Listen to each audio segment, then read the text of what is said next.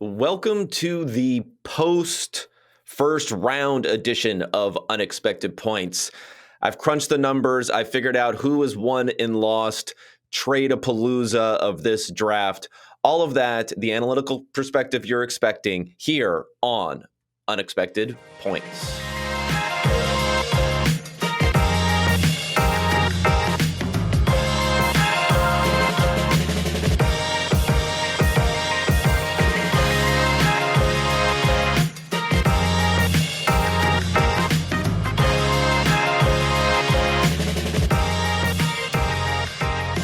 Alrighty, the first round is over. I know I'm coming at you probably a little bit later than some other podcasts that are giving you the instant reacts, the instant reactions. I can do that.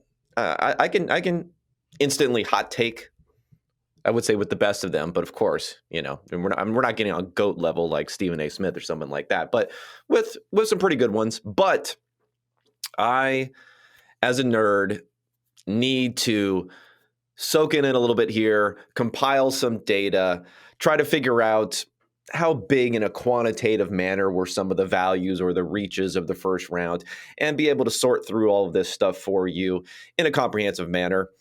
Plus, I'm doing this solo, so I can't just gather my thoughts maybe as much as some others. I got to have a little bit of prep going into this one.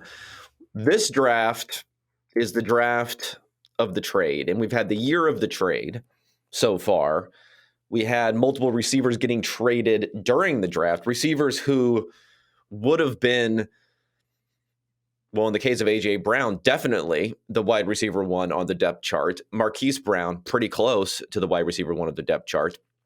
I went through and looked at all the different 32 draft picks. Have they moved? Not just during the draft. There were 9 trades during the draft, so that was big. But had they moved even before the draft? Because we've had so many trades. So 18 of the 32 picks, for those of you who are math challenged, that's more than half of the 32 picks, were eventually selected by a team that was not slotted in that position. So in other words, it was traded at some point in time, whether it was traded years ago, a couple of years ago as part of an offseason trade, whether it was earlier this offseason or whether it was during the trade itself. 18 of 32. And for context, for reference, last year, 10 of the 32 trades, of the 32 picks, had been traded at some point. The year before, 11. So we've jumped up to 18. Again, some simple math, 10 to 18, that's an 80% gain in activity, in trades there. And 5 picks were traded multiple times. So this continued, and I think this is the biggest theme of this draft so far, which is weird to say because I know we want to get into the player nitty-gritty, who won, who lost, whose favorite guy went, what happened with the quarterbacks last night with no one going, all that sort of stuff. But focusing more and more in on this trade angle is just showing how, I don't know if it's a new breed of GM. I don't know if it's a particular type of offseason with, as I called it, irrational exuberance in the wide receiver market. That's a little hat tip back to Alan Greenspan in the late 90s, talking about the stock market with irrational exuberance. And is that what it is? Kind of Godfather offers that teams cannot refuse when it comes to someone like A.J. Brown? I'm not sure. But something is happening. But I think it's good because there is you could call it a risk aversion. But as I've said before, I think it's not necessarily risk aversion that drives a lot of NFL decision making. It's regret aversion.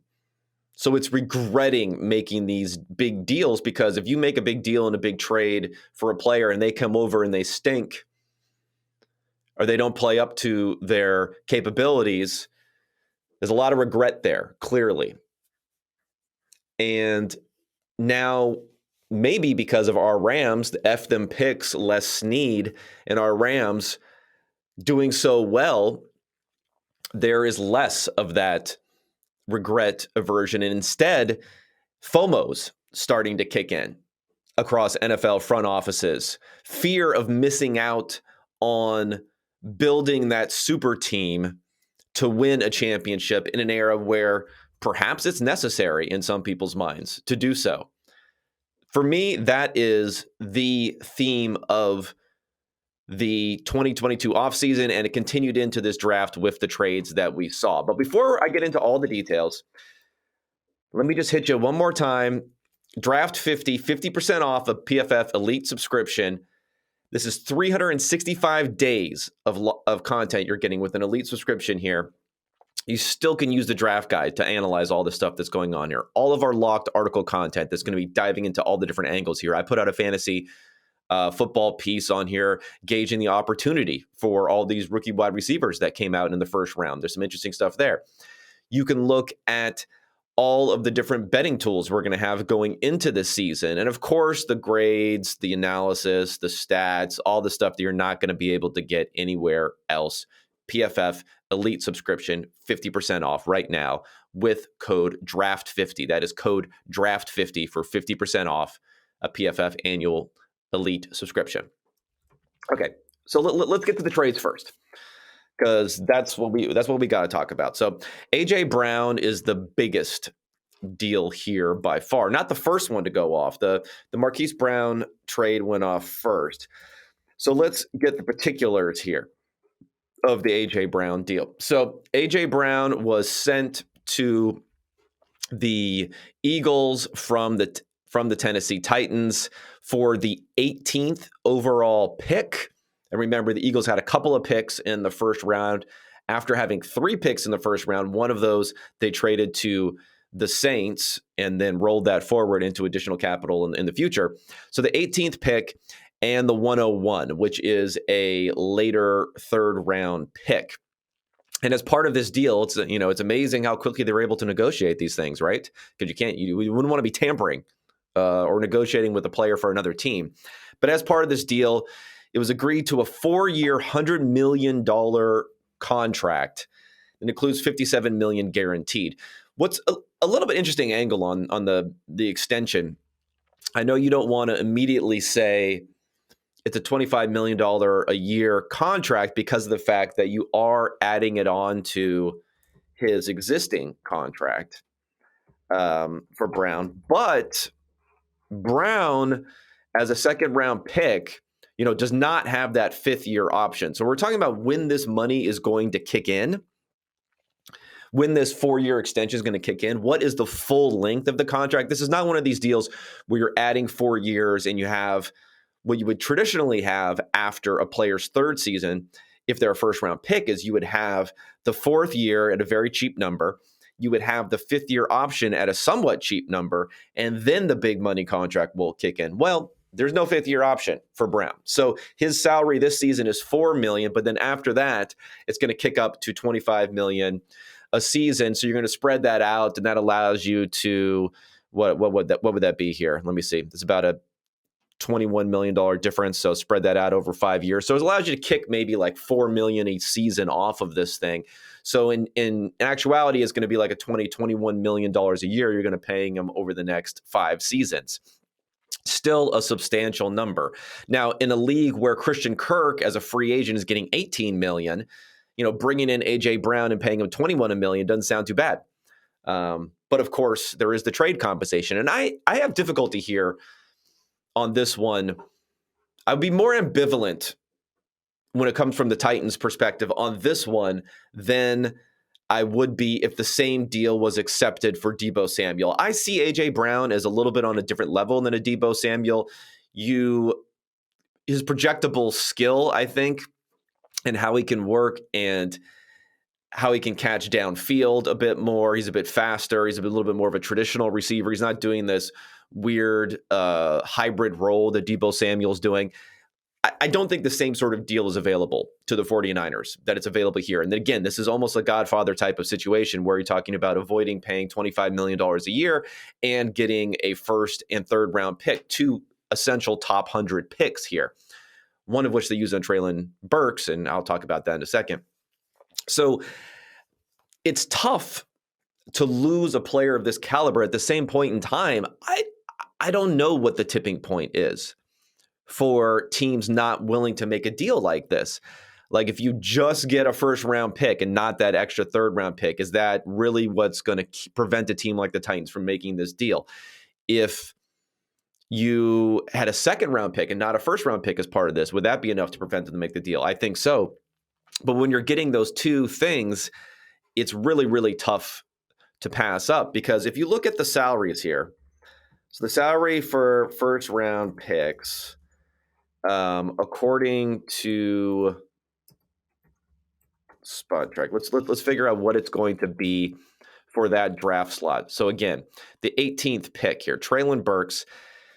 Remember, not Debo Samuel. AJ Brown's getting this $25 million a year. Treylon Burks' full contract, 4 seasons, full contract, $14.4 million for the entire contract, the 4 years. That's $3.6 million per season for Burks versus $25 million on this extension. Again, it's more in reality like $21 million, adding in the rest of that there. But still, $21 million versus $4 million, that is $15 million plus value that you can spend somewhere else. Now, you're going to hear this whole, Family Guy thing, like, do you want the boat or do you want the mystery box? Oh, the mystery box could be, you never know what a mystery box could be. It could even be a boat or whatever the situation is. I don't watch Family Guy, but I see that GIF that gets shared out there, or the video that gets shared out there. Again, let's not ignore the salary here. $17 million, you can get a lot more player in a few different areas. So that's always the thing to keep in mind here. Now, Burks, he's like A.J. Brown light. He's been comped to A.J. Brown a lot, but he's not quite as athletic as Brown was. Brown ran in the 4.4s at a similar size. He does have good, really good wingspan and catch radius. So that could be interesting there. And if you think about what he's going to fall into from a fantasy perspective, he's been a player that's been on the decline for a while as someone who's the assumed wide receiver 1 early in the offseason. And again, even in this draft, he was the, 1, 2, 3, 4, 5. He was the 6th wide receiver off the board here. So not even close to the wide receiver 1, but going in the top 18 picks, which is a hit on his over-under in the draft, which I believe was in the low 20s by the time this was all done. And going to a team that really has nothing at tight end. And then the one signing was bringing in Robert Woods in the offseason. And Woods, of course, is coming off of an ACL tear. And Woods is 30 years old, just turned 30 years old. So this is a big opportunity for Treylon Burks. For the fantasy angle on here, he had fallen to best ball league somewhere in the wide receiver 40 sort of range. So I could see him jumping up into the 20s. By the time we get to the beginning of the season on here. But to go bigger for these thematic angles on this trade here, and it goes somewhat with the Marquise Brown trade, but not as much. Outside of the Devontae Adams deal, which was a little bit of a unique situation because of the tie with Derek Carr there, we really are starting to see all of the big name wide receivers with big contract, well, not all of them, but a lot of them just shifting over to teams playing with quarterbacks on a rookie contract. Jalen Hurts is making bupkis right now as a second round pick. He's making a couple $1 million. Not even that, I don't think. I think he's making $1 million right now. $1 million versus Ryan Tannehill. Let me see, what's Tannehill's cap number right now? So Tannehill's cap number, Tannehill been talked about a lot, is them possibly replacing Tannehill because of the fact that his contract's going to bump up so much here. But Tannehill, again, $29 million base salary. There's some restructuring. There's some other stuff. $38.6 million cap hit versus Jalen Hurts is a couple million on his cap hit for this year. It's huge. It's a huge deal. And with these Godfather offers out there for wide receiver 1s, it's almost prohibitive for a team that has one of those players to say, I'm going to pay a quarterback like a top-notch quarterback and pay this wide receiver like a top-notch wide receiver, knowing what you could get in trade compensation. So I can't be down on that. Now, as far as the Marquise Brown trade, this one I think is a slam dunk 360 slam dunk by Eric DaCosta here. Despite the fact that Lamar Jackson may not be happy, Rashad Bateman, their first round pick from last year, hasn't shown a whole lot. They did not draft a receiver here in the first round. So unlike the Titans, who went immediately in to replace that player, they don't have that. But they do have Mark Andrews, who's really their best player. And I think what the Ravens are doing here, which makes sense, is kind of let's lean a little bit more into your competency here with Lamar Jackson. Marquise Brown was just not going to be that guy. Now, let's remember, thinking back to the same draft that A.J. Brown was in, Marquise Brown was the first wide receiver taken in that draft. It wasn't the 20s, but the first wide receiver taken in a draft that included Terry McLaurin, that included Deebo Samuel, that included DK Metcalf, that included A.J. Brown, that included a ton of productive players here, and he just hasn't been that guy. Now, will he be more of that guy with the Cardinals? I'm not sure, but they do seem to be looking for someone to fill that deep role, since Andy Isabella as a second-round pick was quite a bust on there. But he did have the ability to get open sometimes down the field. What doesn't really make sense to me is, now I know it's like a switch of trades here. It's you get Marquise Brown and you get a top 100 pick, the number 100 pick exactly, for the number 23 pick that the Ravens are picking up here. But considering the fact that Brown, while he's not going to get a new contract immediately, I'm not sure you even green light with certainty the fact that you want a 5th-year option on this guy. I mean, I guess so for wide receivers who are, in the low teens, something like that, for what that 5th-year option is going to be on their contract, but it's not a gimme. So you're really only going to get one season out of Marquise Brown here at a very low contract level. Then he's going to bump up on the 5th-year option. And then what are you going to do? Actually, I should check to see if the 5th-year option is even picked up for Brown. I assume it was, but I don't even know. No, the Cardinals will pick up his 5th-year option. So it mentions there that he's going to get it picked up here, which will be $13.4 million. So you do have a player for a couple of years at about $8 million in Marquise Brown, but that's probably about what he's worth, at least what he's shown so far in the NFL. There is some,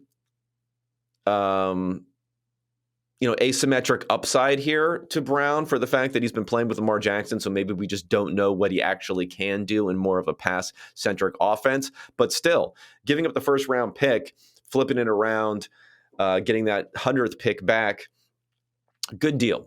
Good deal, I would say, for the Ravens, despite the fact that Lamar Jackson may not be that happy about it. With Rashad Bateman there, with Mark Andrews, with the run-centric offense, I think they're going to be okay. I think they're going to be okay there. So the trades are the first thing that I really needed to hit as part of this review and of what happened last night. Now, let's talk quarterbacks next. Sorry, I'm a quarterback guy. I'm a nerd. I like to talk about passers. So the over-under on quarterbacks that were going to go in the first round had moved from 3.5 down to 2.5. It was about even money on each side. And Malik Willis, his draft over-under had gone from 10.5 down to 13.5. Kenny Pickett's had gone from 12.5 up or down to 16.5. And Pickett ends up being the first and only quarterback taken in the first round at 20. Malik Willis is still available. Desmond Ridder is still available. Matt Corral is still available. Everybody is still available here, which is pretty crazy, honestly, if you think about some of this stuff here. And I think the team draft specials are pretty interesting here. If you want to look at it, Malik Willis now, you have the Seahawks at plus 300 to take him, the Saints next, the Titans next, the Detroit Lions next. That's kind of interesting there. I don't see him for other players, but I think a sneaky one, and this goes along with what we saw in the A.J. Brown trade here, a sneaky one is the Eagles to maybe look at one of these quarterbacks, and that's one that I'm going to be looking out for here.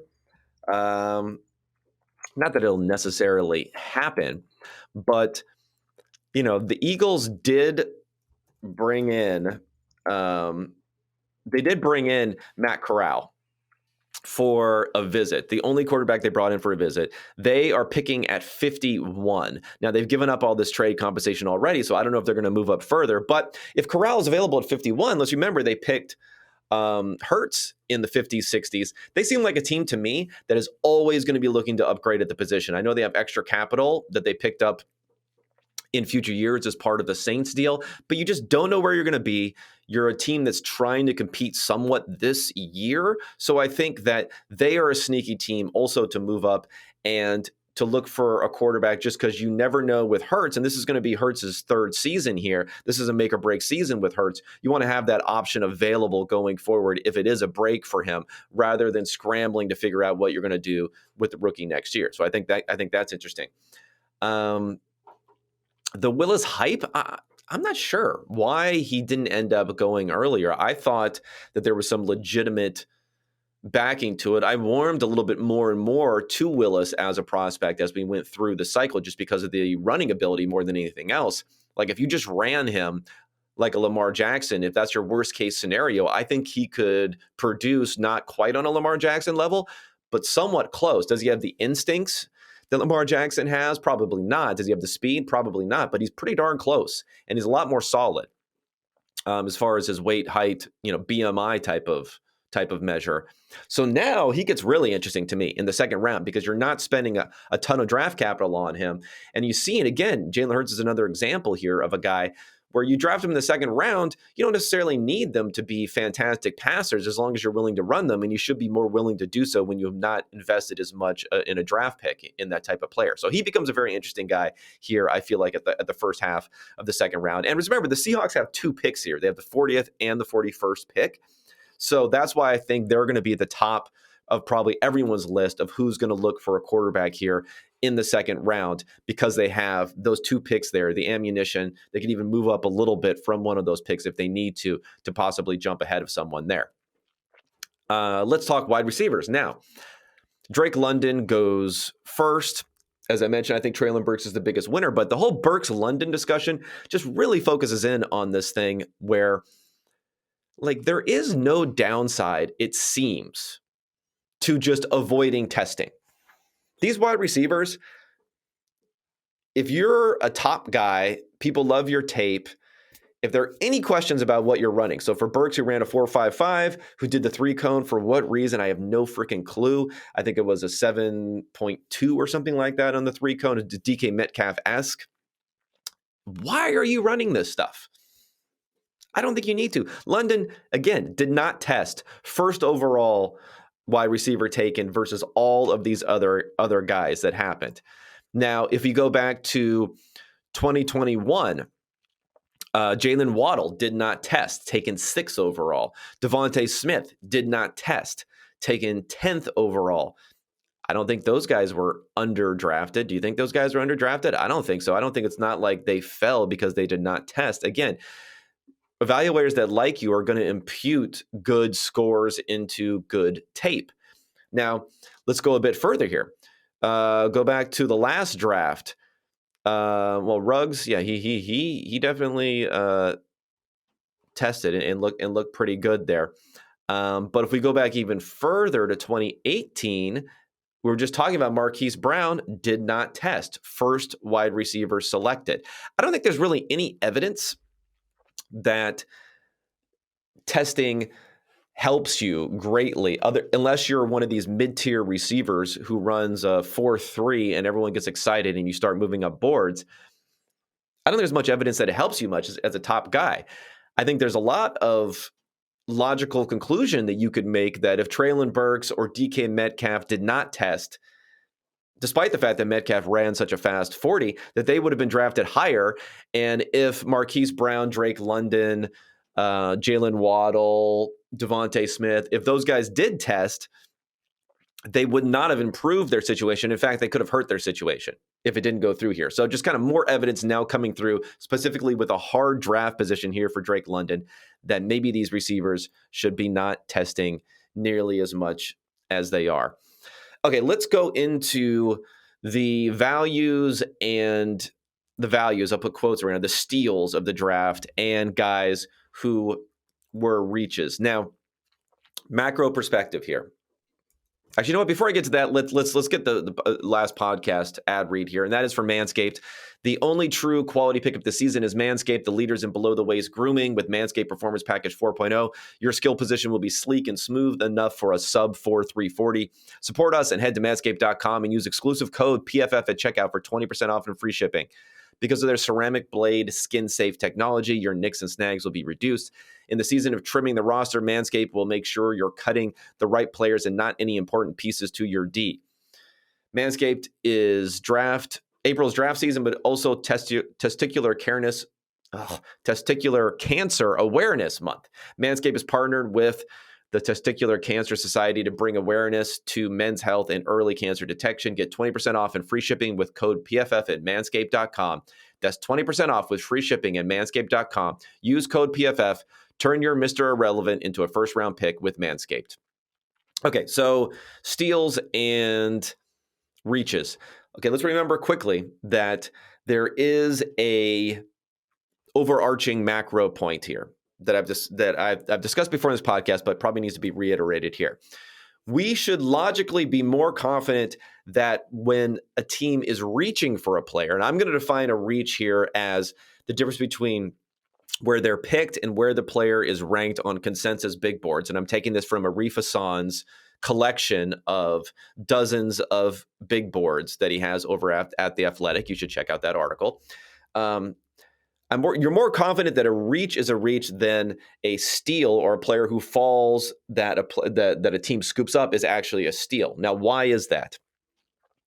Okay, for a player to be a reach, you only need one misvaluation. And what we're talking about in either one of these circumstances is a player being misvalued, whether you're misvalued too high or misvalued too low. So for a reach to be misvalued too high, the player valued too high, you only need one team to do that, and that's the team that selects that player. You don't need multiple teams to be off on this. You just need one team to be off, potentially. And again, for that player to be a value who looks like they're a reach, right? You need multiple teams to be off. So that's how you think about the values also. For a player who's a steal, for the player you say, oh man, this player went 15 spots past where they were supposed to go. Well, that means you needed 14 other teams to be wrong about them and that one team to be right, to have gotten all of that value on that player. So much less likely you're going to have 10 teams be wrong than one team be wrong. And that's why reaches are more likely than steals. And what happens with a reach is if a player's taken 25 spots too early, well, that value just proportionally flows down the draft chart to everyone else, and they get a little bit of incremental value. Each other team gets a little bit of incremental value by getting a player one selection earlier than you would have, basically, the player that you were looking for anyway. Okay, so let's go to, should we start positive or negative? Let's go to reach first. And we heard it during the draft when Cole Strange from Chattanooga, offensive guard, was taken with the 29th pick by the New England Patriots. His ranking on the big board, consensus big board, 76th overall. So a 47 pick differential here. And you may have heard this a lot last night, but the Rams are just sitting around drinking, having fun, watching this thing because they don't have any picks, of course, F them picks. And this was their reaction to the Cole Strange pick when the Patriots made the selection. Really? Just went. Oh, my UT Chattanooga to the first round. Hey, where is... How about that? And we wasted our time watching him thinking he'd be at 104 maybe. Now, of course, that clip will live in infamy of Sean McVay laughing about the fact that they were scouting this guy for their pick, because, they don't pick until the end of round 3, at their pick at 104, and he went 29th overall.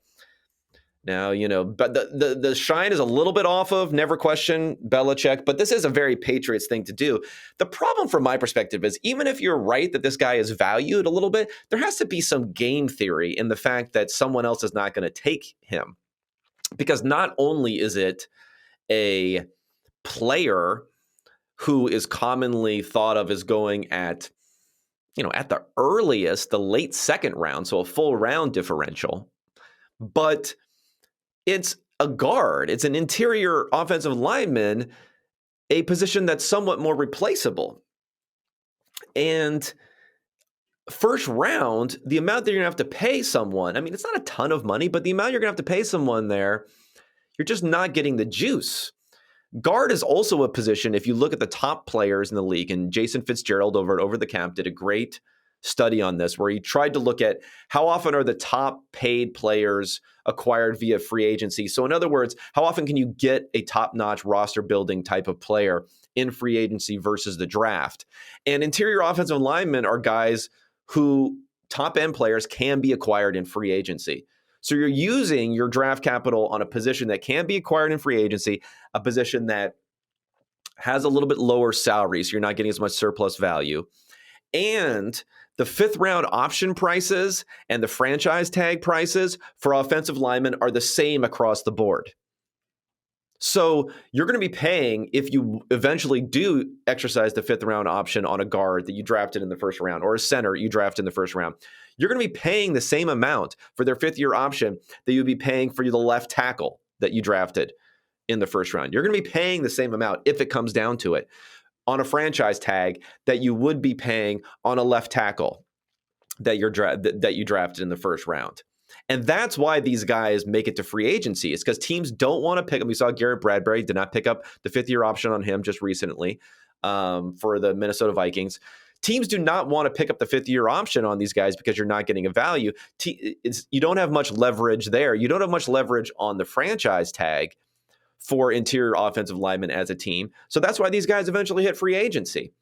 So again, Belichick is the Jedi master. The Patriots do this all the time. I get it. But if you are going to reach like that, God, I just like to see it on maybe a position that isn't also a position that you assume you bake into anytime you're taking an interior offensive lineman in the first round. You kind of bake in the fact that more likely than not, you're going to lose some value on that just from a positional value standpoint. Okay, after that, Quay Walker, Green Bay Packers, linebacker. Interesting here too, because again, off-ball linebacker, not the much. We've heard though there was a lot of rumbling from other PFF guys that Quay Walker was going to be a first-round pick. He was taken 22nd overall versus 51st on the consensus big board, so that's a 30-spot difference. I mean, a lot of what I had to say about Cole Strange and the Patriots applies to the Packers taking Quay Walker here. You're not getting the positional value here, and who are you bidding against in this circumstance that you really need that player? I don't know. It's an interesting one, especially with the fact that they've invested in that position in the offseason with some extensions. Number 3 for biggest reacher, Tyler Smith, offensive tackle, 24th overall versus 47th. Now, the fact that it is an offensive tackle, I don't mind nearly as much. I think Smith is a guy that there's a large disagreement of opinion on how good or how poor he is. So despite the fact that this was, a round-ish sort of early here, positional value I think is okay. And I think there was a divergence of opinion there for this type of player. And when it comes to offensive tackle, left tackle specifically, he's probably going to be playing left tackle, but left tackle specifically, he's probably going to be playing right tackle, that you just can't get these guys in free agency. It's the opposite of the interior offensive lineman or, the off-ball linebacker types. Like, you just cannot find these guys in free agency. So for that reason, it's a good place to apply some draft capital. Number 4, Jahan Dotson to the Washington Commanders. Pick number 16. He was ranked 31st, so a 15 differential. Not that big of a deal. I don't love Dotson versus going with someone like Treylon Burks, who went a little bit later there, but maybe they like him better in that scheme. I do think it's a little bit interesting with the Commanders because you have the investment in Wentz. You gave up some picks for Wentz. Last offseason, remember, you brought in Curtis Samuel. You have Terry McLaurin, so maybe this is like, we're not going to re-sign Terry McLaurin, maybe, is a part here. We're going to explore more of the trade market for McLaurin, could be part of this. And then, in the third round last year, they got Diami Brown, who didn't do a lot as a rookie. So maybe you're not so high on him going into the season, but people liked him a lot. I think I liked him decently as an option who could stretch the field a bit, despite not having that big of speed. He's good at tracking the ball and stacking guys going down the field. So you have all that. You have Logan Thomas at tight end. You have backs who are good receivers like J.D. McKissick. So you got a lot of options on that team there. So going right into wide receiver again, I know that they've been tied to that market and they've been pointed out to that. For me, it's not the biggest need. It's probably the worst landing spot from a perspective of can you be immediately successful as a rookie, unless we see McLaurin get traded. And I mean, if they can get an A.J. Brown type of deal for him, maybe that will end up happening. More and more pressure is now going to be on them with this A.J. Brown deal happening. And then the rounding out the top 5 here for players who were the biggest reaches, according to the consensus big board, is Kenny Pickett, quarterback, taken 20th versus 32nd. I mean, he's a quarterback. That's how you explain that. That's how that ends up happening. But what's interesting, of course, is that for the rest of quarterbacks here, now we're going to have guys who are actually going to look like values, which you don't really see that often at quarterback on big boards versus draft positions. So that shows you maybe these guys really do stink. Okay, so the biggest values according to the consensus big boards versus what happened in the actual NFL draft. Number 1, Jermaine Johnson. He was picked 26 versus 11 on the big boards, a 15 place differential. Again, I do not believe in values nearly as much, steals nearly as much as reaches, but as an edge defender, I'll give it a thumbs up. George Karlaftis, Kansas City Chiefs at 30 versus 18. Chiefs fans are very happy about this. Definitely something that they need some pass rush here, despite the fact that they've, the corpse of Frank Clark, they still have running around out there on a restructured deal. They don't have Melvin Ingram anymore from last season. Bringing that in, pairing it up with Chris Jones in the middle, and, then figuring out they also got a cornerback, right, in the draft, which is a position that they lost in free agency. Let me see. Who else did they get in the draft? It was a cornerback, right? Yes, a cornerback, Trent McDuffie. So good draft for them to build around. And I thought they might go receiver, but I get it with the fact that they invested a little bit in Juju Smith-Schuster and Marquez Valdes-Scantling, and you still have Kelsey playing out there, and you have Mecole Hardman who can, run around. So because you're bringing in veterans, maybe you don't want to necessarily throw a rookie that's not going to have a ton of opportunity into the mix there. I get it a bit. Number 3, Devin Lloyd of the Jacksonville Jaguars, 27 he's selected versus 16. Now, again, I don't believe in steals, and I don't believe in off-ball linebacker steals in particular. A lot of people like this selection as if, there's collective amnesia amongst the rest of the draft board. Many teams who need off-ball linebackers, but we're not willing to spend the capital to get them in that sort of range. You might not be getting the steal that you think you are at that point.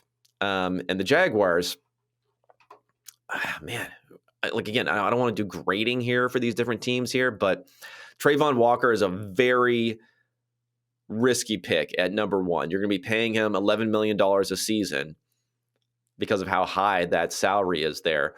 And then you get an off-ball linebacker as your next pick. I don't know, man. It's a little rough. You never know. Could be a great player, but little rough there.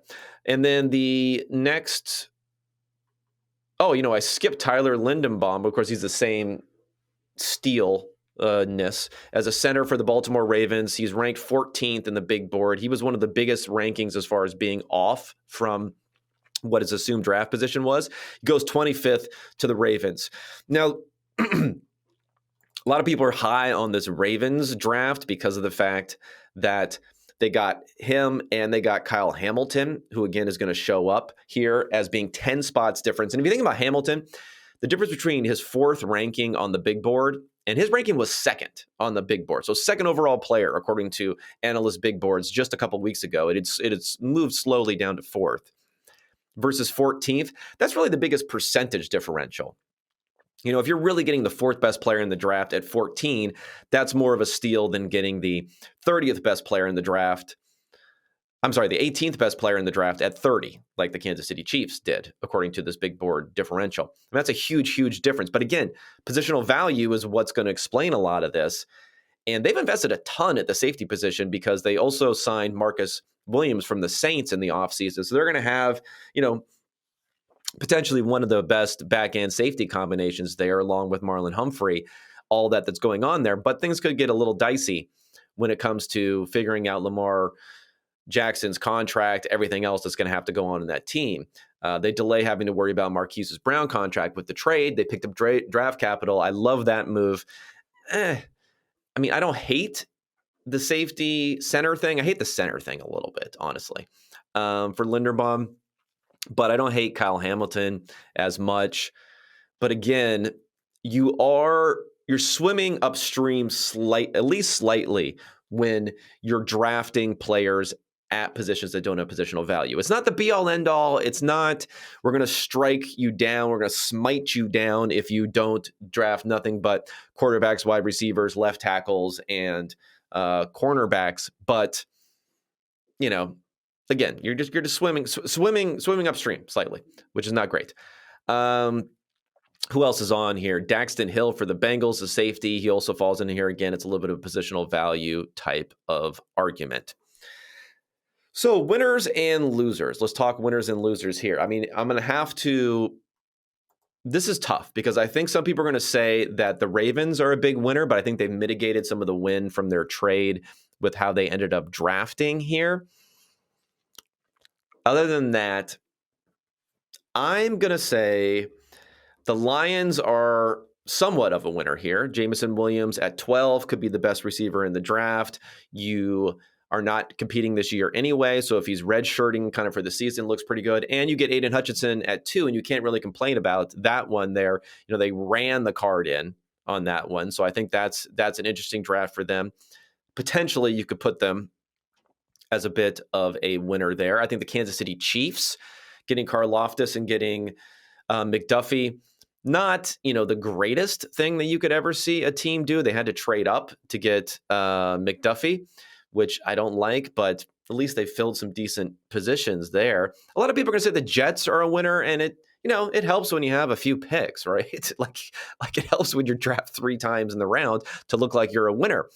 But Garrett Wilson at 10 is not bad at all. He was seen as being the number 1 wide receiver on a lot of boards. Jermaine Johnson, again, is an edge player. He's old, but has some definite skill there. He was seen as a huge value according to the board. And then getting Sauce Gardner for the 4th overall pick, a press corner.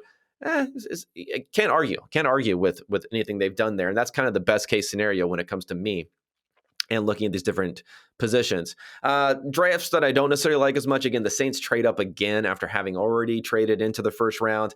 I thought they were going to go wide receiver, offensive tackle was going to be their game plan. They were sitting there at 17. They could have gotten Treylon Burks. They could have gotten, who else was left after that? I guess it's only Burks who went after that. So they could have gotten Burks, or they could have taken someone who wasn't taken the first round, like a George Pickens or a Sky Moore or someone like that. I think I would have liked that a little bit better than going up and getting Olave, but I get it. They're high on Olave, but they're just a team that whenever they're high on someone, they're just dying to get rid of picks in order to get up and get them. So for that reason, I don't really like it. And Penning, I'm a little bit lower on Trevor Penning than some others because of the penalties, really. I think sometimes we don't really think enough about how detrimental they are. This is a guy who got a handful of unsportsmanlike conduct penalties. We've seen all the tape about how rough he is, and he just has a lot of holding penalties and a lot of pre-snap false start penalties, and those can really be killers for a team. Maybe he can clean that up. I know they needed those 2 positions. I know they're high value positions, but I'm kind of a little bit down on what the Saints did here. Okay, that's everything I got for round 1. I don't want to go on for too long because I'm going to have to diagnose and discuss, I think on Monday, what goes on in day 2 and day 3 of the NFL draft. Rate, review the pod. I appreciate everyone listening in. And I'll be talking at you on Monday with all of the rest of the reaction for the 2022 NFL draft. Thanks so much, everybody.